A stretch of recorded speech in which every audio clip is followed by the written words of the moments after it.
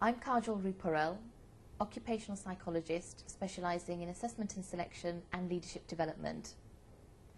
I'm a chair of the Science and Practice Strategy Group, which is part of the Division of Occupational Psychology.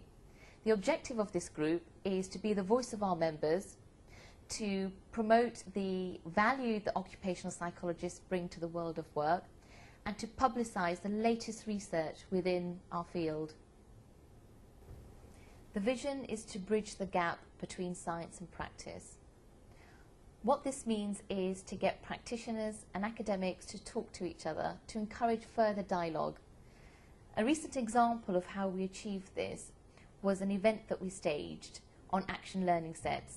The day is going to be the evening's going to be very interactive. Paul here has kindly offered to lead on this, and he'll be talking through some of the theories and principles behind action learning sets, why they work, and then we'll go into the practical session. To me, an action learning set is about giving people space to come together and consider a problem that hasn't got an easy solution to it, and to do that in a structured way, a disciplined way, with their colleagues, providing them with support and using a psychologist, for example, as a facilitator.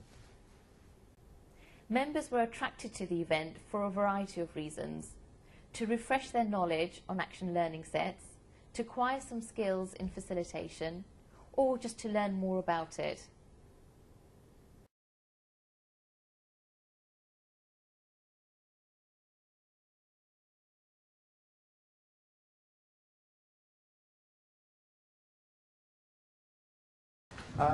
But what is action learning? Well, it is a powerful and practical approach to fostering learning in the workplace. Evidentially, through the research about action learning, when they're well run, they can really have an impact, both for the individual and for the team and for the organisation. In an action learning set, we use Kolb's learning cycle. And the cycle itself encourages people to take a whole journey through learning, from their experience through the set, reflecting on their experience, giving it meaning, and then also through the action learning set making a plan and preparing some actions that they then can take out and experience, so that when they come into the next set they bring that experience in and reflect on that, and so the cycle goes on. What we asked people to do on the night was to actually experience a mini action learning set. And we invited them first to go through that process of identifying a topic that one individual in the group would share with everyone else, and asked another person to become a facilitator for that group, and then gave them about half an hour to actually practice it and experience it. And then at the end of it, we did, which every good action learning set should do, is review how that went and how they would improve what they did.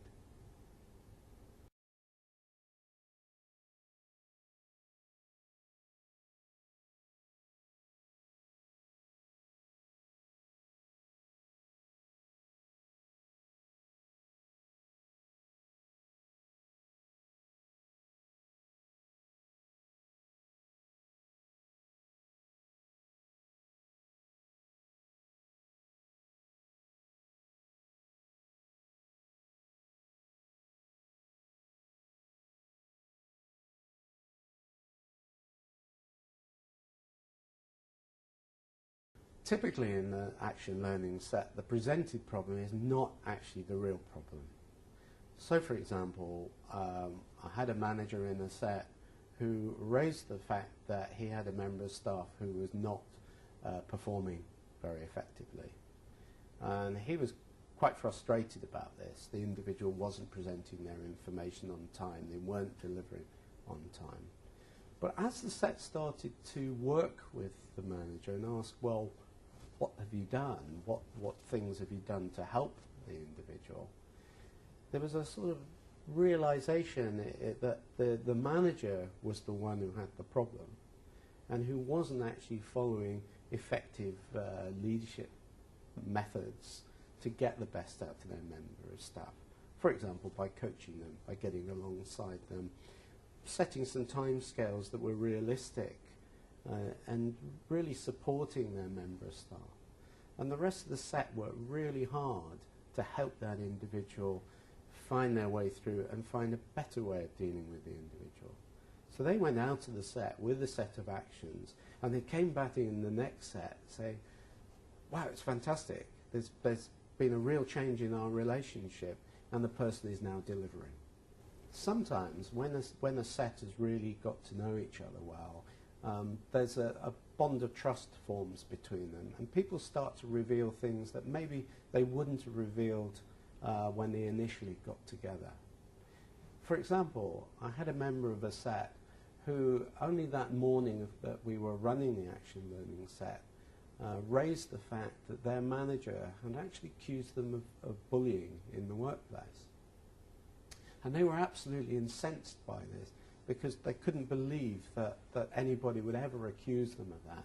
They had no intention to be that way. And so what we did as a group was to facilitate the person talking about how they related to their staff and what they did with them. And as we got into it, somebody in the group just had a question, and a lot of it had been about talking about the way they spoke to people. And she asked a very simple question, which is, what about the way you write to people? What about your emails to people? And it was at that point there was a sort of gee whiz moment for the individual as they started to say, oh, well, yes, some might describe my emails as a bit robust. And what do you mean by robust? Came back from the member of the set. And as he talked about it, he realized that the way he was presenting things in writing to people was very, very directive. And yes, he realized, oh, it could be seen as bullying. It was on the edge of that. And maybe somebody who was a little more tender-hearted might have difficulty there. And it was a very important moment for this individual and had a significant effect on the way that they started to manage from there on in. We invited Antonia Deertman, Chair of the Division of Occupational Psychology 2010-11, to share with the members how action learning sets are implemented within the Ministry of Defence. I actually got this email just before I came out tonight from one of my set members, and I asked them if I could share it, and I think it just really clearly shows the fact that they brought an issue, they discussed it, they came to some actions, and then what the value of those actions were. So this person, fairly senior, they have a 50-person team, and they're trying to hold quarterly team briefings. Really struggling. She's quite an informal person, but she's tried lots of different layouts of this team meeting, and really it was her on transmit and giving lots of information. She wasn't getting anything back. And she usually is used to real interaction with her staff. So she was losing confidence in her ability to talk to a large group and to hold group meetings. And at the action learning set, she took away 4 actions. She said she was going to seek feedback from the wider team about what they liked about these meetings. She was also going to ask feedback informally, so when she happened to stop by someone's desk, she would ask for feedback. She was also going to look back at her past experiences and see what that had taught her. And finally, she was going to talk to 3 specific people. And interestingly, some of them were from the action learning set. So I think we discussed earlier that some of the learning can continue outside the formal set. And she did do all of these actions. She lists what she did and who she spoke to and the feedback that she had. And actually, it wasn't as bad as she was fearing. She was getting positive feedback from people, but they actually were a little bit afraid that large gatherings automatically meant bad news, and she never thought that. And so she can then set the expectations. We're just meeting about something normal. It's not, we're all going to lose our jobs tomorrow.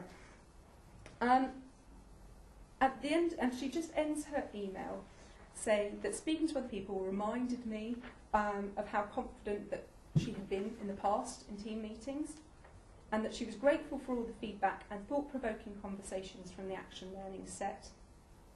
And she says at the end of the 2 briefings that she's just conducted, she felt happier about how they went, and she will utilise her experiences in the next team briefing, which she hopes will be much more relaxed and informal, and that she's even bringing in a guest speaker, and she thanks the set for their input.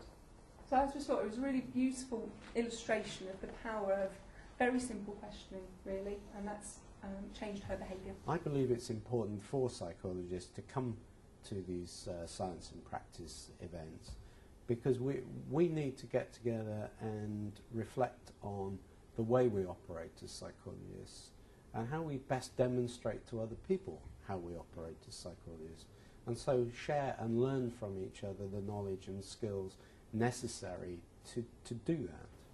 Paul was really interesting and informative, and we got to run an action learning set as a small group, and I realised just how empowering action learning can be for individual managers because they get to solve a problem, and for a group of managers as a whole because they actually learn how to support and develop each other.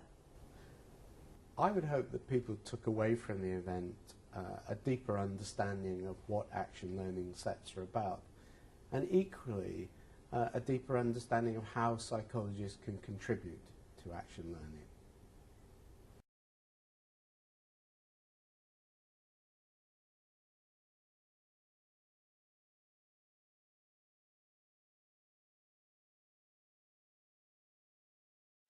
Future events include knowledge sharing sessions where we invite members to talk about topical issues that affect our profession. If you're interested in getting involved in any way, whether it be organising an event, facilitating one, or coming up with ideas, then please contact the following: dopme@bps.org.uk.